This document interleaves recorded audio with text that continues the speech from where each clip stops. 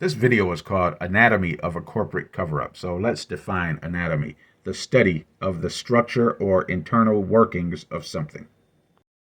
We are going to study this document and who created it. Okay. Now, this is something that you've never seen before in your life. I know it looks like a regular press release, but it's not. This is a Black Op cover story from America Online, AOL Time Warner. Okay, this date is important, October 11th, 2002. This press release has all the elements except one. Okay, yeah, are you familiar with the 5 W's? Who, what, where, when, why. Okay, it has everything but where. Okay, now let's read the headline here. Detroit Mayor Kwame Kilpatrick, CEO of Detroit Public Schools, Dr. Kenneth Stephen Burnley, who's now deceased, and America Online announced partnership to use AOL at school citywide. Mayor Kilpatrick unveils program at the Detroit Technology Summit. This is where the cover-up is revealed in this paragraph right here. Mayor Kilpatrick made the announcement today at the Detroit Technology Summit's ribbon-cutting ceremony. And then it goes on to say he was joined by Dr. Burnley and Mark Nixon, blah, blah, blah, blah, blah. It really doesn't matter because what was supposed to be added at the end of this sentence was where. Where is the Detroit Technology Summit's ribbon-cutting ceremony held? It should say something like at the City County Building or at Detroit Public School headquarters. There's no where. That's why this is a fake document. Here's the last page of the document. And this individual gives his contact information. Billy Kinney, America Online. Okay. So let's check out this Billy Kinney and see if he actually worked for America Online back in 2002. Here's Billy Kinney. Let's take a look at his LinkedIn page. Okay, currently he works for ByteDance, but let's scroll down. And here we go. Billy Kinney, 1999, 2005, he worked as a senior vice president for Robinson, Lehrer, and Montgomery. Managed several areas of the firm's flagship account, America Online, including the development and execution of corporate and crisis strategies. So the crisis was this letter written to the board. Robert Pittman, you see, is one of them. And the others are Gerald Levin, Steve Case, Ted Turner, and Richard Parsons. And I wrote this letter because AOL was the only internet service provider that made all blacks synonymous with the N-word. So if you searched the word nigger, they were irresponsible. Individuals, organizations, and geographic locations associated with Africa were returned in the results, and America Online was the only internet service provider who did that. So I advised them that AOL must act quickly and quietly to solve this problem, and the only way to avert a potential disaster is to recognize it and nip it in the bud. My purpose as a consultant / forecaster is to advise corporations for a fee. This was a public relations business letter. This is America. We're capitalists. You don't give away valuable information to a multi-billion-dollar conglomerate. You just don't. In reality, these guys are just bullies. That's all they are. If I were an established PR firm, they would have paid. But what they did instead was bribe and cheat. So this really isn't about race. This is about greed because the villains in this are both black and white. Greedy blacks and whites. The last sentence in my letter was, if the board feels my information is worthless, make no changes and simply send nothing. So after I sent my letter of July 5th, I was contacted on July 11th by an AOL project manager. This conversation is recorded, and Pete Sherman told me that my information was valuable. 5 days after that, on July 16th, 2002, AOL promptly fired Inktomi, their content networking partner. This information monetized the fee in my July 5th, 2002 correspondence. They're liable to pay me. So, what did they do on July 27th? This is very important. This is when they made the changes. They changed their racially insensitive content error quickly and quietly, just like I told them to do. Now, take a look at this. Okay, this is the letter I sent to AOL Time Warner. Okay, they sent it back to me stamped that it was received on August 1st, 2002. Okay, and this is something they added to it, a date of July 29th, 2002. Why would they add a date of July 29th, 2002? Let's go back to what I just showed you. Remember, they made changes on July 27th. Okay. Now, by sending back my letter with a date of July 29th, they could say, we don't owe you any money. We made changes on July 27th.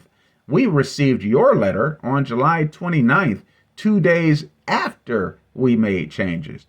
This is one heck of a coincidence, but we're not liable to pay you anything. That's the reason they did it. And we all know they're liars. And you know what? I can prove it. Take a look at this. This is Curtis Liu. Here's a letter Curtis Liu sent to me when he was an attorney for America Online. Dated August 23rd, 2002. He confirms the actual date I sent my letter. Dear Mr. Pearson, I want to thank you for your letter of July 5th, 2002, raising concerns about inappropriate language that may be used on America Online. Very truly yours, Curtis P. Liu, Senior Vice President and Deputy General Counsel. I also dealt with AOL attorney Laura Heyman. This is what I got from Laura.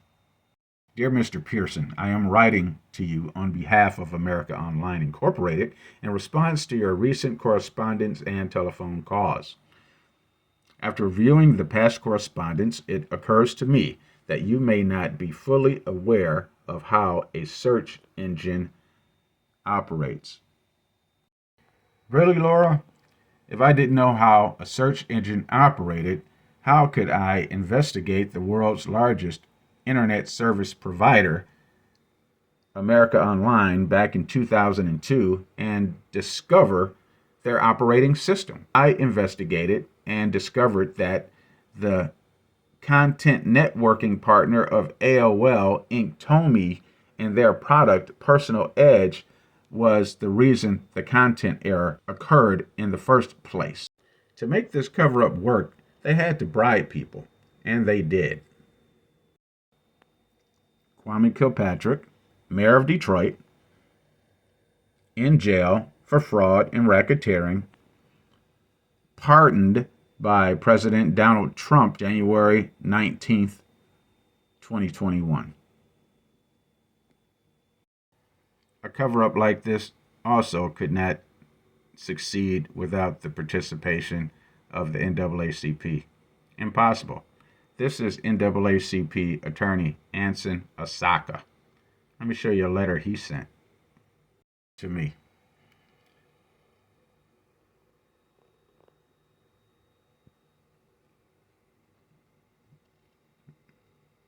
Okay. I'm not going to read the whole letter because it really doesn't make much sense, to be quite honest. Uh, but we'll start here. Consistent with our financial condition and the obligations of our staff regarding ongoing activities and other commitments, letters of concern are reviewed and answered to the extent possible. In other words, they're saying, look, you're on your own, pal. We're not going to help you. See, this is so hypocritical because this group, they will ostracize small fries like Michael Richards or Paula Deen or Don Imus. They were going to give Donald Sterling, the banished NBA owner, an award. The NAACP is a joke. This is what happened to Donald Sterling.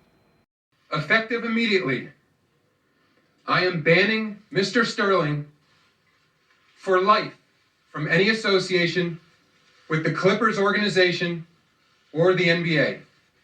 Commissioner Silver was kicking Donald Sterling out of the NBA, and the NAACP was about to honor this guy. The organization has become a nationwide joke. As a African American. Josh. Yes. You do not have to say African American. Just say black. Oh, good. Oh, well, in that case, you know what word I miss? Colored. What's happening? Oh my God. What's up? No. What's up? I just. Okay, Mr. Stevens, that word is offensive and reminiscent of a not so great time in American history. So let's all just take it down a notch. Maybe reholster our firearms. Charles? In that case, maybe someone should tell that to the NAACP. You got a point? Yeah. That You know that group been sending mixed messages for a long time. Let's go back to the Black Op cover story. Now, Billy Kinney has his name all over this, and he's promoting AOL at school in this cover-up, as we clearly see. Going back to his LinkedIn page, it says here, he developed and implemented media and communication strategies for the launch of several AOL initiatives, including AOL Travel, AOL Sports, AOL Music, and AOL Latino. AOL at school is not on here. It also says here that he managed a 10-person AOL PR team in Dulles for 4 months. That is the cover-up. That's when the cover-up happened. He doesn't say what year, but we know. He worked for this company, Robinson, Lehrer, and Montgomery, not AOL. So the boss is Lehrer. This is billionaire Ken Lehrer. And he's the guy who orchestrated the cover-up. He's the guy who owes me my PR consulting fee because he's the guy who cheated me out of it. And he definitely has the money to pay me. He's also a part owner of the New York Mets. So this guy is actually involved in our national pastime. Our national pastime is supposed to be pristine, clean. It's not as long as he's involved. This is Rob Manfred, the commissioner of Major League Baseball. Rob, it's time to follow the lead of your counterpart, Adam Silver, in the NBA and kick this guy, Kenneth Lehrer, out of baseball. And demand that he pay my $10 million consultation fee, which actually has ballooned to $17 million because this is 2024, and it was supposed to be paid way back in 2002. So prorated, $10 million in 2002 is $17 million in 2024. Yes, this is an anatomy of a cover-up. They created this false press release really to lock in the people they bribed locally in the city of Detroit.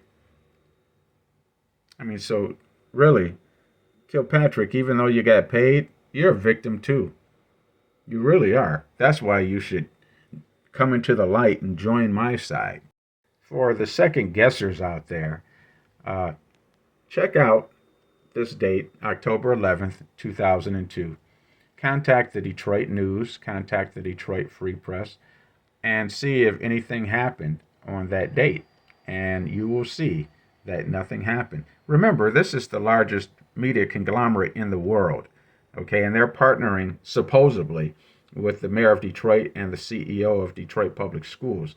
This would be huge news in the city of Detroit. Front page. So it would be in the newspapers. It would be on WWJ 950. It would be on Fox 2 News, Channel 2. It would be on WDIV Channel 4, and it would be on WXYZ Channel 7. Check all of those media outlets in the city of Detroit, and they will let you know on October 11th, 2002, nothing occurred. But even more importantly, the internal press releases of the Detroit Public Schools and the city of Detroit show that this is a cover-up. News and press releases, Detroit Public Schools, 2002. Let's take a look. September 2002. The next entry, October 14th, 2002. In between that should be the Detroit Technology Summit on October 11th, 2002. But that event never happened because it was fake. Same thing, City of Detroit press releases, 2002. Let's go down. September 25th, 2002. The next entry is October 17th, 2002.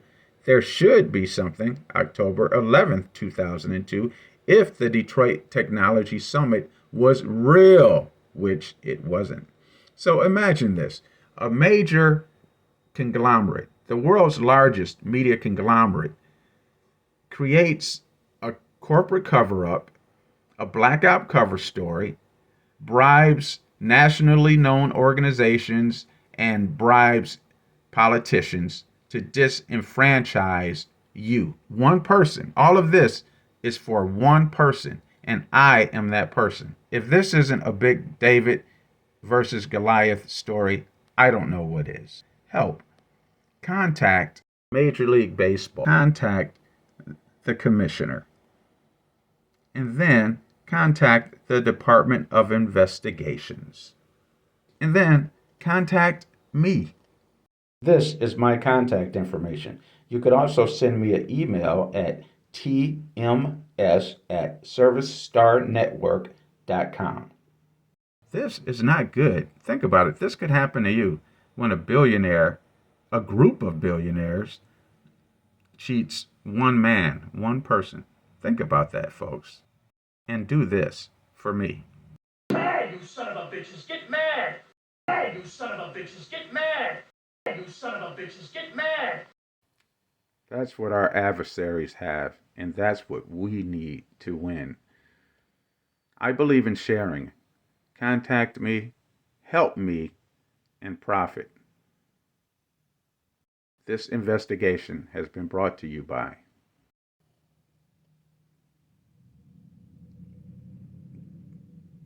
Please like and subscribe. Thank you for watching, and have a great day.